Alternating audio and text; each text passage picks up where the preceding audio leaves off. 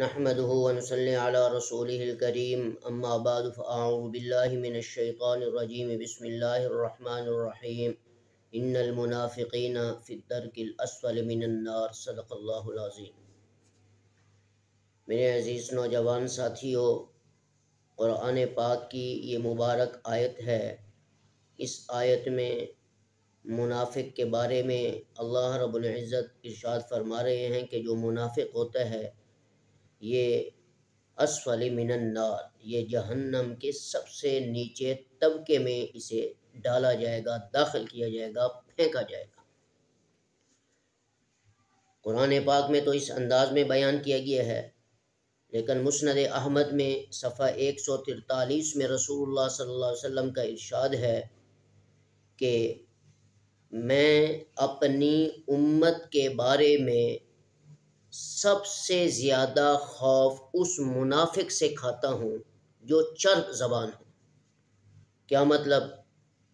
منافق اس کو کہتے ہیں، یہ بات یاد رکھ لیں، منافق اس کو کہتے ہیں کہ جس کی زبان پر دین اور ایمان کی تو باتیں ہوں لیکن دل ایمان سے یکسر خالی ہو، تو ایسا منافق سب سے زیادہ خطرناک ثابت ہوتا ہے۔ جو زبان پہ تو دین اور ایمان کی باتیں کرتا ہے لیکن وہ ایسا منافق اپنی گفتگو کے ساتھ لوگوں کے سامنے جب بیان کرتا ہے تو فصاحت اور بلاغت کے ساتھ گفتگو کر کے لوگوں پر جب اثر انداز ہونے کی صلاحیت رکھتا ہے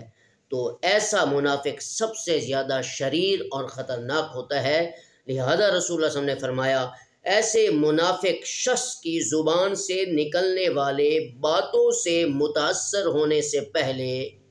مستند علماء سے اس کی باتوں کی تحقیق کر لینی چاہیے کہ آیا ایسے شخص نے کہ جس کی زبان پر دین اور ایمان کی ہر وقت باتیں ہوتی ہیں، نکلتی ہیں، لیکن اس کے دل میں ایمان بالکل نہیں ہے، وہ یکسر خالی ہے، تو ایسے شخص کی باتوں سے متاثر ہونے سے پہلے مستند علماء سے تحقیق کر لیا کریں تاکہ دنیا کی مصیبت سے بھی بچ جائیں اور آخرت کی مصیبت اور عذاب سے بھی بچ جائیں۔ تو ہمیں چاہیے کہ رسول اللہ صلی اللہ علیہ وسلم کے اس فرمان کو سن کر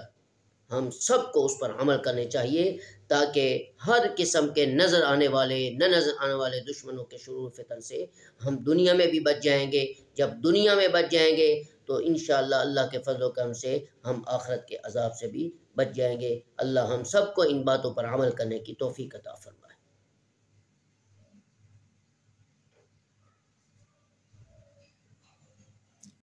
مزید اچھی ویڈیو دیکھنے کے لیے ہمارے چینل کو سبسکرائب کریں اور بیل آئیکن پر کلک ضرور کیجیے۔